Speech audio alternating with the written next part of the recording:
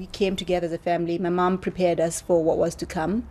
And she just said, look, prepare yourselves in your own way emotionally in terms of what's going to happen. But I also think that it's just, for us, what's even harder is just there's lots of people around, at a time when you really want your privacy as a family and you can't have that.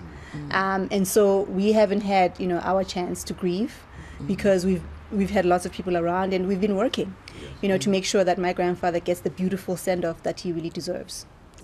Madiba had a difficult relationship with his children, but I've been speaking to your father, and he said Grandpa was quite hands-on with his grandkids. Did he ever give you advice? Yeah. Keep away from that boy. No, I think one of the best things about my grandfather was that he gave us advice through stories. He was an amazing storyteller. When he told you a story, he transported you back to that era. You felt like you were there experiencing what he was talking about.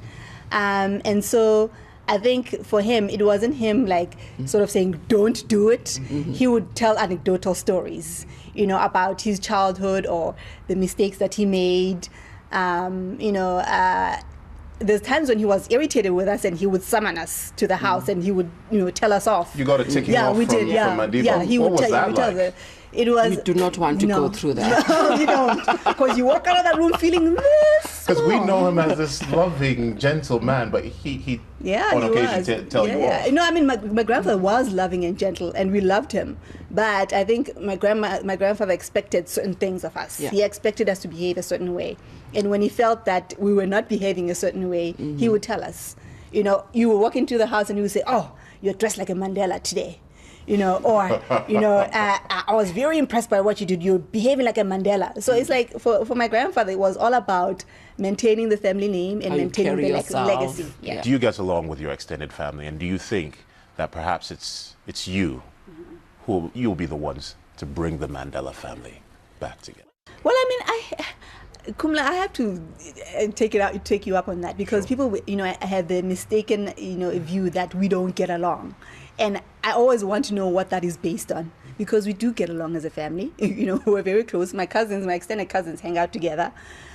So, yes, did we have different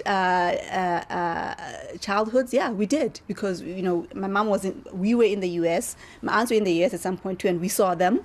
My grandfather's been married 3 times. So obviously there's going to be friction as there would be in any family. But, I think just the notion, that's been perpetuated out there that the Mandela family doesn't get along. I'm setting the record straight now. We do get along, as a matter of fact, because ultimately we're family. We share blood, we share DNA. So there's no way that we wouldn't. Is there friction between the family? Yes, there is friction between the family because it's only normal that there is.